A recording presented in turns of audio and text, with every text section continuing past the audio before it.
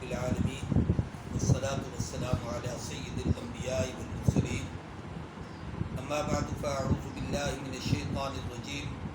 بسم الله الرحمن الرحيم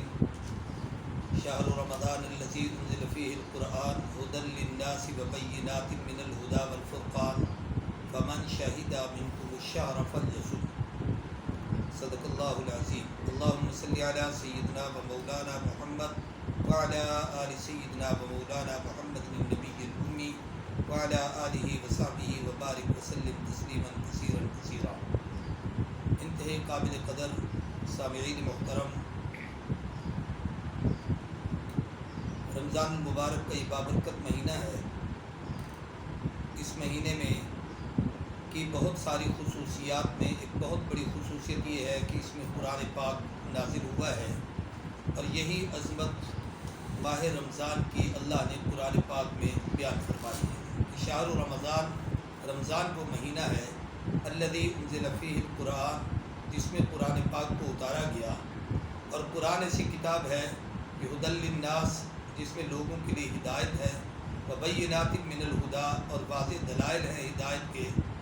اور والفرقان، حق و باطل کے درمیان یہ کتاب فرق ڈالنے والی ہے، واضح کرنے والی ہے۔ فمن شہد منکم الشہر فلیصم، جو شخص اس مہینے کو رمضان کو پالے تو اس کے روزے رکھے۔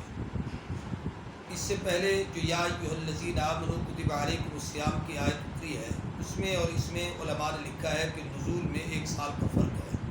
اس میں مطلق روزوں کی فرضیت تھی، اس میں رمضان المبارک کے روزوں کی فرضیت کا بیان کیا گیا ہے۔ یہاں یہ بات ذہن نشین رہے کہ رمضان کے روزے یہ مدنی زندگی میں نبی کریم صلی اللہ علیہ وسلم پر فرض ہوئے۔ اللہ نے اس کی عظمت بیان کرنے کے لیے رمضان کو قرآن سے جوڑا ہے۔ ہم مسلمان نسبت کی بڑی قدر کرتے ہیں، یعنی کسی اعلیٰ نسبت سے کوئی چیز ملے تو اس کا بڑا احترام کرتے ہیں۔ مثال کے طور پر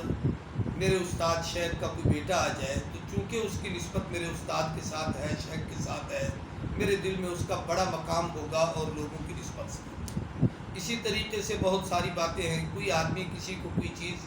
صاحب نسبت اور بڑا آدمی دے دے تو آدمی اسے سنبھال کے رکھتا ہے، اس کا احترام کرتا ہے، یہ مجھے بڑی نسبت والی چیز، نسبت والی جگہ سے عزت و عظمت کے ساتھ ملی ہے۔ آپ دیکھیں دنیا میں ہزاروں لاکھوں مشروب ہیں، لوگ پیتے ہیں، مختلف قسم کی شربتیں ہیں، پانی ہیں، لیکن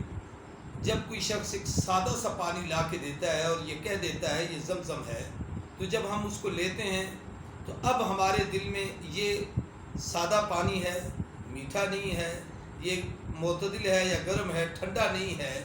اور یہ عام سا پانی ہے، لیکن اس پانی کا احترام اتنا ہے کہ آپ اس کی قدر کرتے ہیں، اس کو کعبے کی طرف منہ کر کے پیتے ہیں، بعض دفعہ کھڑے ہو کر اسے استعمال کرتے ہیں۔ اب یہ سارا احترام اس کا کیوں ہے؟ بلکہ ایک شخص آپ کو کہے یہ مشروب پسند کرو گے یا یہ سادہ سا پانی، تو ہم کہیں گے زمزم دے دو، اس لیے کہ اس کی نسبت کعبۃ اللہ کے ساتھ ہے، سیدنا اسماعیل ذبیح اللہ کے ساتھ ہے، مکہ المکرمہ کے ساتھ ہے، اور ایک روایت کے مطابق نبی کریم صلی اللہ علیہ وآلہ وسلم خود اس کنویں پر تشریف لائے اور آپ نے زمزم پانی پی کر اس اپنا جوٹھا مبارک بچا کر اس میں انڈیل کر فرمایا قیامت تک جتنے لوگ پانی پئیں گے یہ میرا جوٹھا پئیں گے۔ تو اب یہ حضور کی نسبت کی وجہ سے، اسماعیل کی نسبت کی وجہ سے، مکہ المکرمہ کی نسبت کی وجہ سے اب یہ اتنا اونچا پانی ہے کہ دنیا کا کوئی مشروب اس کا مقابلہ نہیں کر سکتا۔ یہ نسبت ہے جو عظمت دلا رہی ہے۔ آپ کے پاس بیسوں قسم کی مٹھائیاں ہیں، کوئی آدمی کوئی مٹھائی لے کر آئے، لیکن اگر کوئی شخص آپ کو آ کر مدینہ طیبہ کی ایک کھجور پیش کرتا ہے تو آپ اس کو کس احترام سے لیتے ہیں، کتنی عقیدت سے لیتے ہیں، کتنی محبت سے لیتے ہیں۔ اور اگر کوئی یوں کہے کہ آپ اس مٹھائی کو قبول کریں گے، یہ میں پورا ڈبہ دیتا ہوں اور یہ مدینے کی ایک کھجور دیتا ہوں، تو جس کے دل میں دیار رسول کا احترام ہے، حرم نبوی کی تعظیم ہے، وہ یہ کہے گا مجھے حضور کی نسبت کی چیز کی بڑی قدر ہے۔ ہمارے بزرگوں میں اس نسبت کا بڑا احترام رہا۔ حضرت مولانا رشید احمد گنگوئی رحمہ اللہ کو ایک آدمی نے مدینہ طیبہ کا رومال لا کے دیا تو انہوں نے اسے آنکھوں سے لگایا، سینے سے لگایا، سر پہ رکھا، تو کسی نے کہا پتہ نہیں رومال کہاں بنا ہوگا، وہاں مکہ مدینے میں کہاں فیکٹری ہے۔ فرمایا کہیں بھی بنا ہو، اسے ہوا تو دیار رسول کی لگی ہے صلی اللہ علیہ وسلم۔ تو میں عرض کر رہا ہوں کہ نسبت کی بڑی قدر ہے۔ اب یہ وہ ساری چیزیں ہیں جن کی نسبت اعلیٰ ہے، لیکن قرآن وہ ہے کہ جس کی نسبت اللہ کی ذات کے ساتھ ہے، کہ قرآن پاک کلام خدا ہے، اللہ کی نسبت والی کتاب ہے۔ اب جس کو قرآن سے نسبت ہوگی وہ مخلوق کی چیزوں میں بھی بہت بلند و بالا ہوگا۔ یہی وجہ ہے کہ اگر ہم یہ دیکھیں کہ نبی کریم صلی اللہ علیہ وآلہ وسلم اور تمام انبیاء میں جو امتیازات ہیں ان میں سے ایک خاص فرق یہ بھی ہے کہ کسی نبی کی نسبت قرآن کے ساتھ نہیں ہے۔ کوئی تورات والے ہیں، کوئی انجیل والے ہیں، کوئی زبور والے ہیں، کوئی صحیفوں والے ہیں، لیکن آقا وہ ہیں جو قرآن والے ہیں۔ اور اگر ہم اسی کو اس انداز سے دیکھیں کہ معراج کی رات 1,24,000 انبیاء نبی کریم صلی اللہ علیہ وآلہ وسلم کے ساتھ شب معراج بیت المقدس میں ہے، لیکن صفوں میں سارے کھڑے ہیں، مصلی پر آگے وہ گئے جس کی نسبت اللہ کے قرآن کے ساتھ ہے۔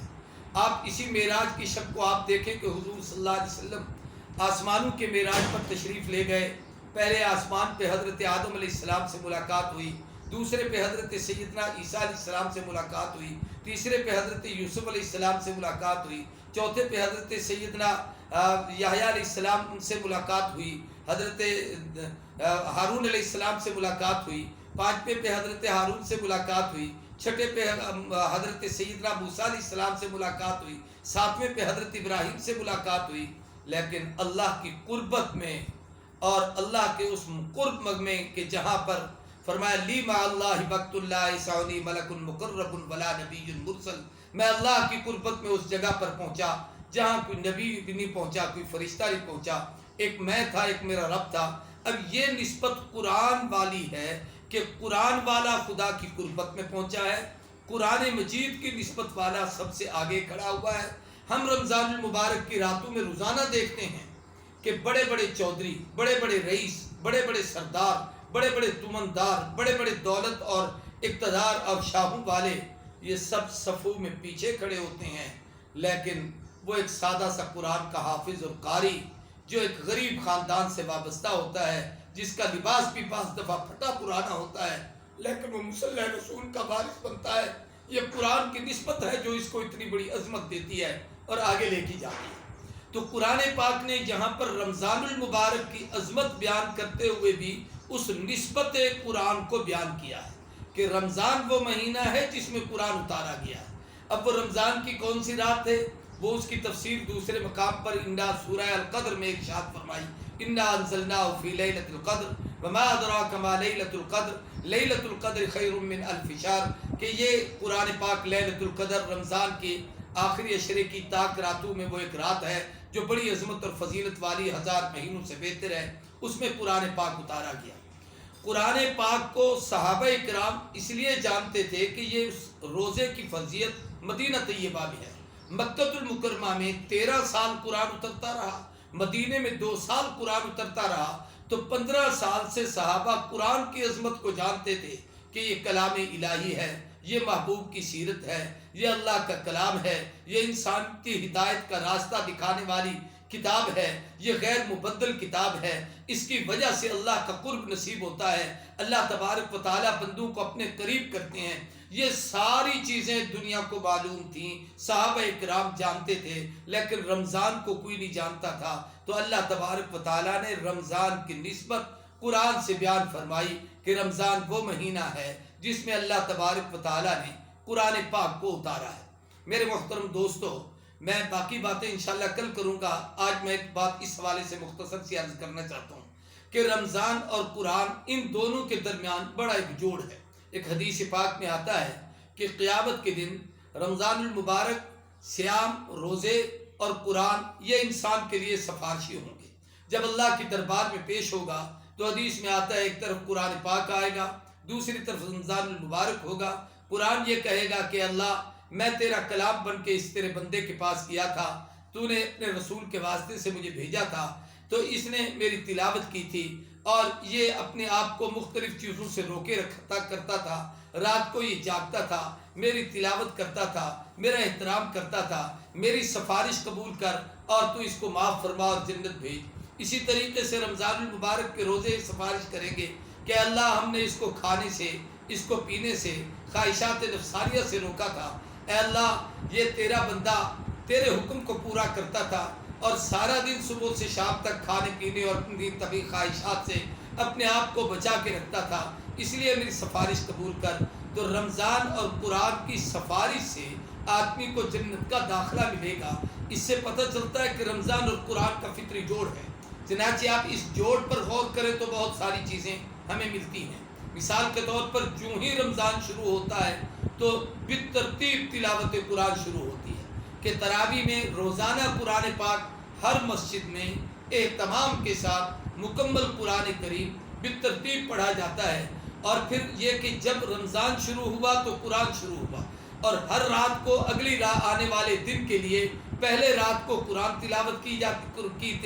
جاتی ہے قرآن پاک کی، اور پھر دن کو روزہ رکھا جاتا ہے۔ اور جس وقت رات کو رمضان ختم ہو جائے گا اس رات کو قرآن کی تلاوت کا امر اور حکم نہیں ہوگا، ویسے بے شک ساری رات کوئی قرآن پاک کی تلاوت کرے۔ تو اس سے پتہ چلتا ہے کہ رمضان اور قرآن کا جوڑ ہے۔ تو روزے کی عبادات میں سے ایک اہم عبادت یہ ہے کہ دن کو زیادہ سے زیادہ قرآن پاک کی تلاوت کی جائے، اور قرآن پاک کے پھر حقوق و آداب ہیں، میں اس پر بھی انشاءاللہ تفصیل سے باتیں عرض کروں گا کہ قرآن کو سمجھ کر پڑھا جائے، اس کی ادائیگی تلفظ کا خیال کیا جائے، اس کو صیغت کے ساتھ اسے ادا کیا جائے۔ پھر کئی چیزیں قرآن میں اور اس میں مشترک ہیں کہ روزہ ایک خالص اللہ کی عبادت ہے جس کا اجر اللہ ہی عطا کرتے ہیں، اور قرآن پاک کی تلاوت یہ اللہ کے قرب کا ذریعہ ہے۔ اس لیے وہ روایت بڑی معروف ہے کہ حضرت امام احمد بن حنبل کے متعلق معروف ہے کہ انہوں نے خواب میں زیارت کی اور پوچھا کہ اے باری تعالیٰ کہ تیرے قرب کا ذریعہ کیا ہے؟ فرمایا احمد اگر میرا قرب چاہتے ہو تو بتلاوت القرآن، میرے اللہ کے قرآن کی تلاوت کرو۔ فوراً ایک خیال آیا کہ قرآن سمجھ کر پڑھوں یا بغیر سمجھے، تو سوال کیا کہ بفہم او بغیر فہم، بس سمجھ کر یا بغیر سمجھے؟ تو فرمایا احمد قرآن کلام میرا ہے، سمجھ کے پڑھو تب بھی میرا قرب ملے گا، بغیر سمجھے پڑھو تب بھی میرا قرب ملے گا۔ اور آقا نے فرمایا کہ جب تم الف لام میم پڑھتے ہو تو یہ نہیں کہ الف لام میم ایک حرف ہے، الف جدا حرف ہے، لام جدا حرف ہے، میم جدا حرف ہے، ہر حرف کے بدلے 10 نیکیاں ملتی ہیں، 10 گناہ ختم ہوتے ہیں، 10 درجے بلند ہوتے ہیں۔ اور یہ الف لام میم کے حروف ارشاد فرما کر اس طرف بھی اشارہ کیا گیا ہے کہ یہ حروف مقطعات ہیں جن کا معنی اللہ کے سوا کوئی نہیں جانتا۔ اس کا مطلب یہ ہے کہ جو لوگ معانی اور مطالب کو سمجھ کر پڑھتے ہیں تو ان کا مقام بہت بلند و بالا ہے، لیکن بغیر سمجھے بھی اگر الفاظ کی ادائیگی کر دی جائے تو یہ بھی کم از کم 10 نیکی کے اجر و ثواب سے خالی نہیں۔ اور رمضان میں پھر نفل کی نیکی فرض کے برابر، پھر ایک نیکی 70 کے برابر، یہ سارے اجر و ثواب رمضان المبارک کے ہیں۔ تو یہ رمضان اور قرآن کا ایک نسبت ہے، ان میں ایک جوڑ ہے۔ اس لیے ہمیں اس مہینے میں کثرت سے قرآن پاک کی تلاوت کرنی چاہیے۔ میں انشاءاللہ آنے والے دروس میں ایک درس اس پر بھی دوں گا کہ قرآن پاک اور رمضان یہ اللہ کا کتنا بڑا ہم پر انعام ہے، اور یہ حضور کے صدقے سے ہمیں نصیب ہوا۔ اور پھر قرآن پاک کے حقوق پر بھی ایک گفتگو کروں گا۔ اللہ ہم سب کو اعمال صالحہ کی توفیق عطا کرے۔ وآخر دعوانا الحمدللہ رب العالمین، صلی اللہ تعالی علی خیر خلقہ محمد وعلی آلہ وصحبہ اجمعین، آمین برحمتک یا ارحم الراحمین، بجاہ النبی الکریم صلی اللہ علیہ وسلم۔